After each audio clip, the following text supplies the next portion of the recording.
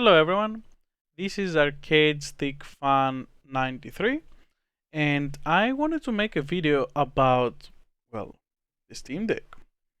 I was lucky enough to just be able to get my hands on one and it has been just an amazing experience. It's something that you cannot really grasp till you get it in your hands, or at least if you before had something like the Nintendo Switch, which I do, and I really love this thing. Let's get into it. So I have had this Steam Deck for about a week now, and I really wanted to talk about it and create something more out of this. I wanted people to see also this as a content. Um, but I wanted to be fair, so I'm definitely gonna talk about the good, the bad, and the ugly, which many really kind of hesitate. The Steam Deck is in a position right now that it feels like, as weird as that sounds, it feels like it's getting on the same level as a Nintendo console. So a lot of people really like it, and a lot of people really hate it. But the fans are really like, the moment you say something negative, whoa, you better not say anything negative, or you are in trouble. Anyway, just to give a little bit of a background about myself, I used to be a guy that only was playing Dota 2, StarCraft 2 for about 10 years. As affording games in Greece was really not an option at the time, and for the bigger part of my teen and a young adult life, that was what it was happening. So it was way easier to play free to play titles, even though I would just spend a lot of money on them as well. But yeah, it was not the same as giving 60 euros per title at the time. 5 years ago, I moved to Australia, and I'm not gonna lie, I became quite obsessed with the Nintendo Switch. I really love this thing, and I even I bought one, and then I immediately, when I saw the OLED, I just got an OLED immediately. I didn't have any concerns because I knew that Nintendo would have battled it out with the OLED screen. Um, they do some weird things, but on that specific thing, I was really expecting that they would have it ironed out, because it's really just the biggest concern. You hear OLED, you're excited, but then pixels burned and everything. Anyway, let's move on with that. To me, it was really the ultimate console, and I was really finding myself to be the most motivated to play anything on that console because of the potential, right? I could just plug it into my monitor, and I could just go outside, hang out in the couch with my wife or in the bed, and it will be all easy. I would have my games all the time with me. That was something that was really fascinating to me, and was really working for me till the last year, which was really the year that the Nintendo Switch started getting not just bad third party ports, that you will start getting bad first party ports. You will see that these games that they will release, something like Bayonetta 3, something like the latest Pokemon release, those things obviously are not made for this current generation Switch. This was not made for this. I'm convinced that there was something else going on. They wanted to make a new one, but with COVID and everything, they just didn't. And as I am a programmer myself, I am a game developer. I know specifically that these games were not just immediately thought that they were supposed to be for that hardware. It obviously shows. A lot of people would say that it was just an ambition port, but no, it wasn't an ambition port. People were just developing this on completely different hardware, and then they had to take extra time to downgrade it because that platform never really happened. And you can really see it with a lot of latest games. Let's just say that. With other many games, you wouldn't see it actually. with a lot of games you wouldn't see that in the previous years because they were obviously made for the Nintendo Switch iteration number one. Either way, let's proceed with that. I was really disappointed with that going on, and I really wanted to just dive into something different. And the Steam Deck just came out, and well, of course, it wasn't available in Australia from the start, but it became eventually. And when it became eventually, which even now I didn't get it by normal means, I had to get it from another distributor that was getting them in the country imported, which was not the best move because you won't have the valve handling care if you need something. But it was what it was. I just couldn't handle it anymore with the current stage of Switch, and I just wanted to try it out a lot.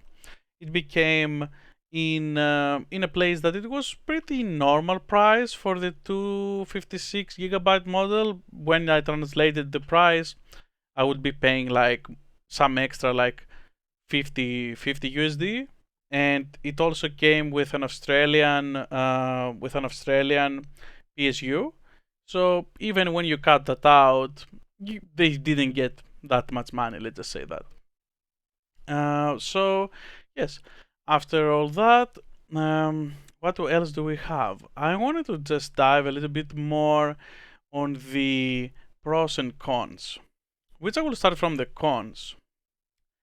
The device gives you the freedom to choose what you want to do with the settings, but it really doesn't stop being a gaming laptop, right? Inside this thing is just a board and the sticks, and but the main thing outside of the screen and everything, this is just a gaming laptop. The board is a gaming laptop, and all of this doesn't change that, even though it looks like a gaming console. Which, to be honest, like all gaming consoles, are just laptops. But gaming consoles that the something like the PS4, the PS5, they're laptops, but they're not they don't have to accommodate extra voltage for the screen and the quality of the screen and everything. So with that being said, uh, because of that being this way, like the gaming laptop will always get affected battery wise, and it's always the weakest point. Depending on the game that you get, it's gonna be like from at best, I will say my best experience was 4 hours from some indie games, from 4 hours to 1.5 hours to something like I would play like this latest Spider-Man game, which I really loved playing on the deck. It was like amazing experience, which makes you question like how did Sony just stop making handhelds? Like when you see something like that on the Steam Deck, like you see Spider-Man on the Steam Deck, like why don't you make it, man? Anyway, that's another question. That's another interesting point to discuss at a later stage if people like that. Second point that I would want to say is that things don't really always work. Like I would say that many things can work as plug and play, usually emulation, and maybe some games that are like Steam verified, but definitely the experience will vary, and you will have to Google a lot of the time things on how to find out like why something doesn't work, on how to work correctly, which are the best settings for a game, and it's which is not by itself a negative, but if we're talking about some of the majority of the people who would be interested into this kind of project, it would be a lot of people that were thinking, oh, this could be my Switch Pro. But that's not really it, yet at least. At last, the negative that I would say it's not really a big thing, but I think that if you do not use a dock, you're using many features of the Steam Deck. And it's not about like you plugging it in. You can just use any kind of USB hub. Like I have had like this USB hub for like my some other devices that I had, and it was just like $10 from I don't even remember where. And it's not even that great quality. It has an HDMI, two USB 3 ports, and USB-C 3 pass-through, and even SD and micro SD slots.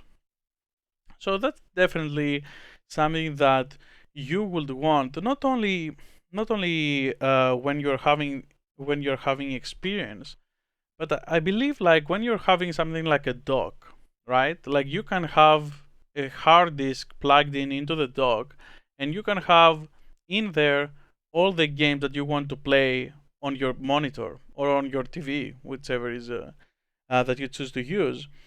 But this is something that really makes it seem like the Switch, and they have really done spectacular work with the FSR functionality. Like, I could not believe my eyes when I played. Like, I play a lot of fighting games, and when I put on the big screen, um, when I put something like Street Fighter 5, okay, that's not very impressive game. It's like quite old now, but let's just say something like a newer and more graphically amazing game, like something like a Strive, like Guilty Gear Strive.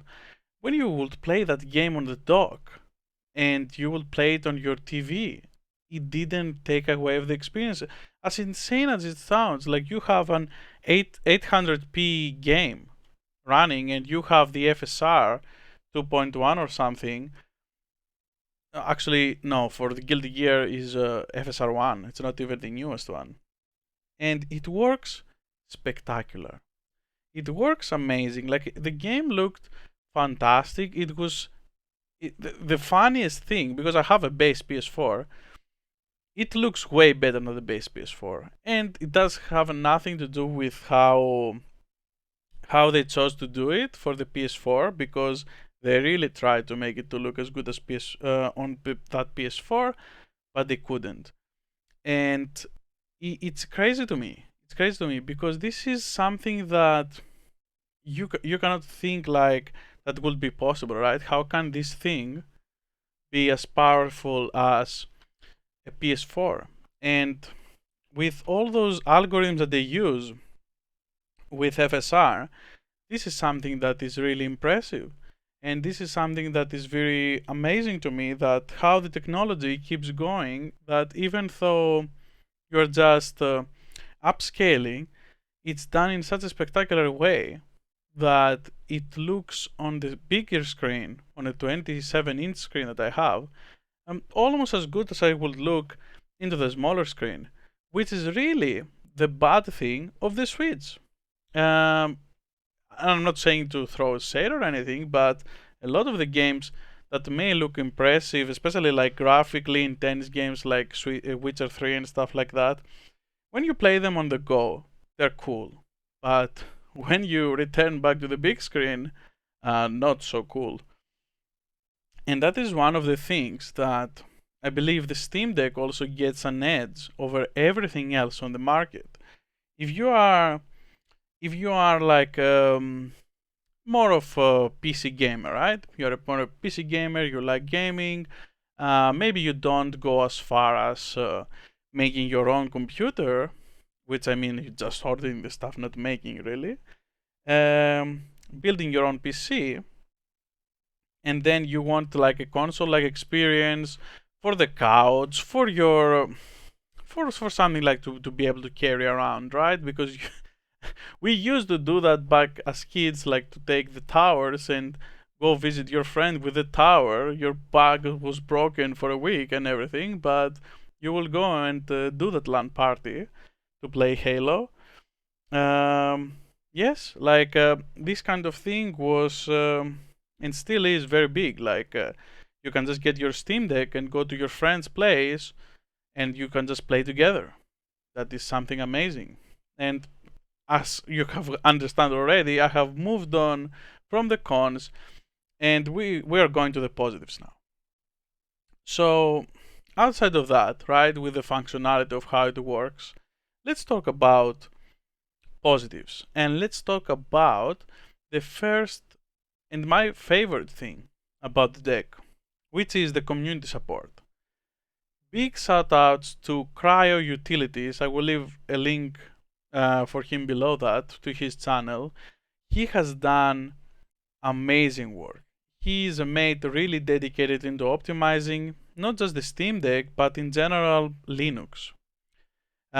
He has also very good educational videos about people that like to tinker with. They like to tinker with hardware. They like to tinker with software, specifically software into this. And he's really made a solution about optimizing the VRAM and the RAM in general of the Steam Deck.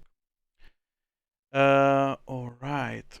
Moreover, there are also many dedicated community members that have helped with optimization and personalization of the Steam Deck with the use of plugins. Plugins on the deck is something that is very awesome. So like someone makes an application, you can go into your application, download it, and you can immediately use it.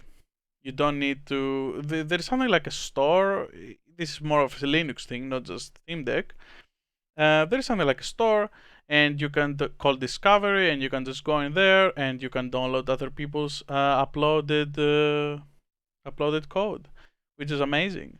Like for someone like a programmer, you think of it like, whoa, like this is amazing because you have so many things to try and so many things to look. Not just for a programmer, but in general, I believe that this device is specifically designed for people that are not just plug and play. That's not the Steam Deck.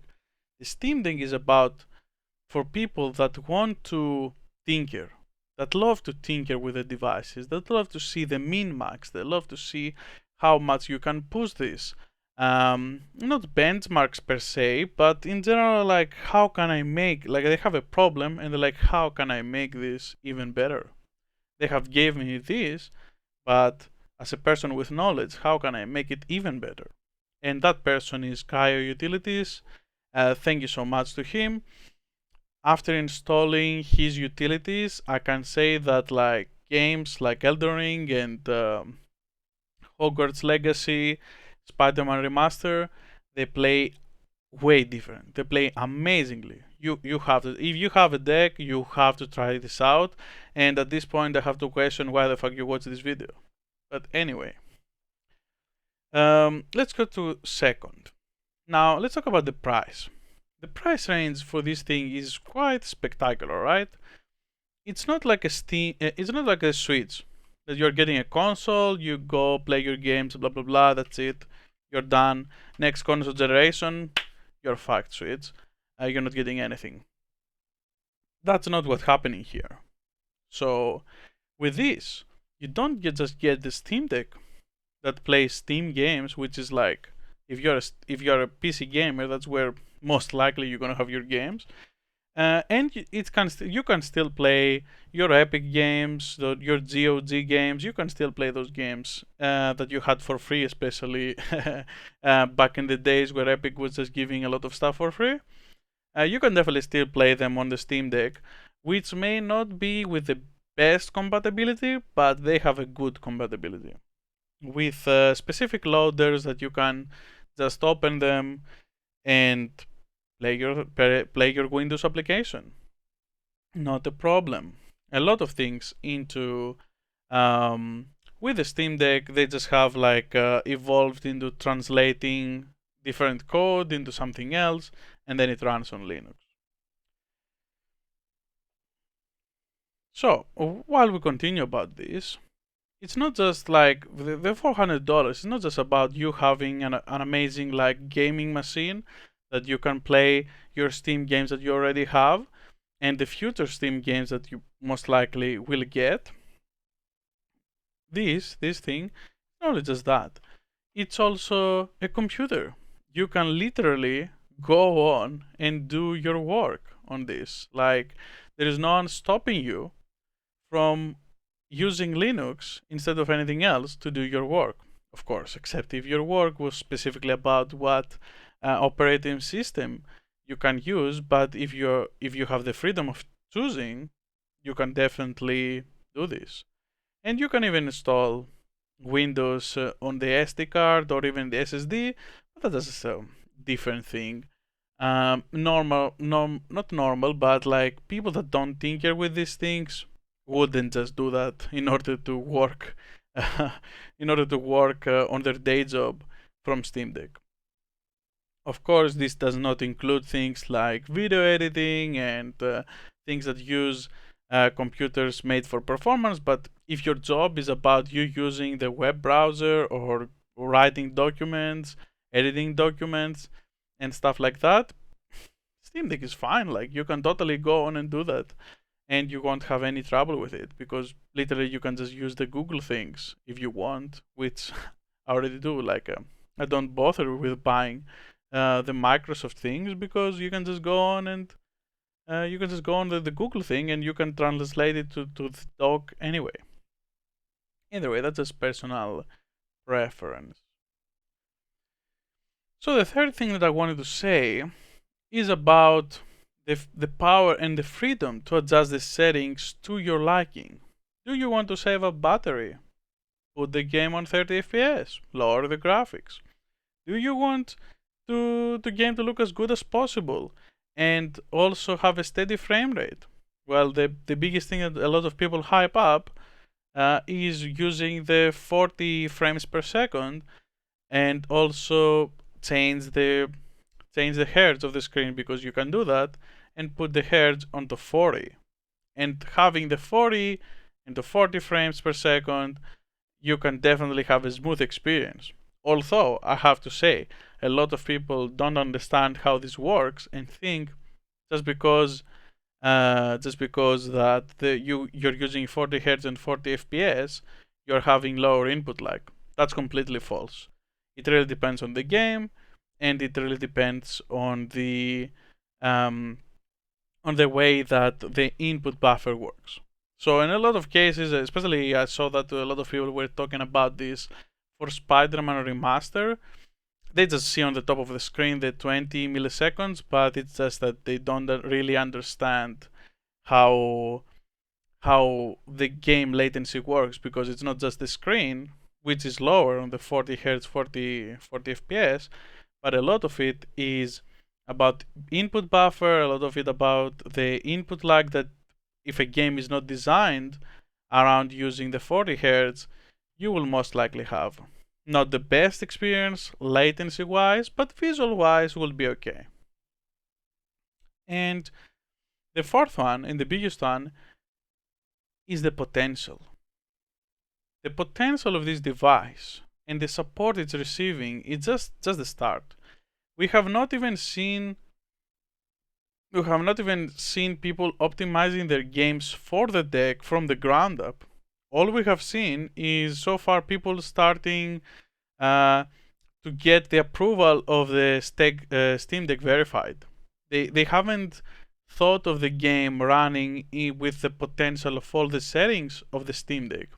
All they do is just trying to accommodate the hardware, and usually it's getting easily pushed through with something like if the game has availability for FSR.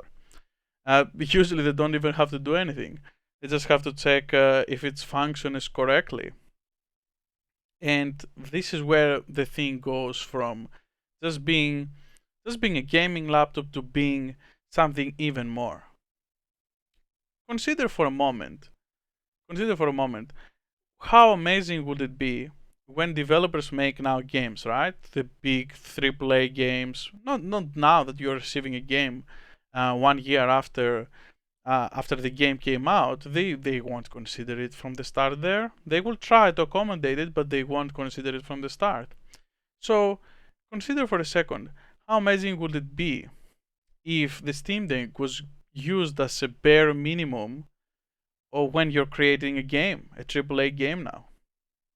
Because you have to accommodate those players as well. They're on computer, they're on the computer platform, and they will have a stable hardware for the foreseeable time. So it just makes sense for them to take you into account when they're making a game from the ground up, not just tweaking and making it work from the start. knowing how much they can push this machine, they will be able to know that, oh, well, if it runs on Steam Deck, then it will run on modern computers as well, because these days a lot of the new graphics cards and everything that you will get into a pre-build will be using the technologies like DLSS, AMD FSR, and all these kind of upscaling techniques that will really benefit something like a portable computer. A, a portable computer, I would say, like, this is just a gaming laptop branded with some sticks on the side and a screen. All right, so just wanted to say that this was my first video, and I really wanted to do content for a long time, but I was not really passionate about something as I am with this for so long. This is something that I have enjoyed. Like, this past week has been amazing, and I know that this is just not the buyer's thing, that you just buy something and you're happy with it for a while.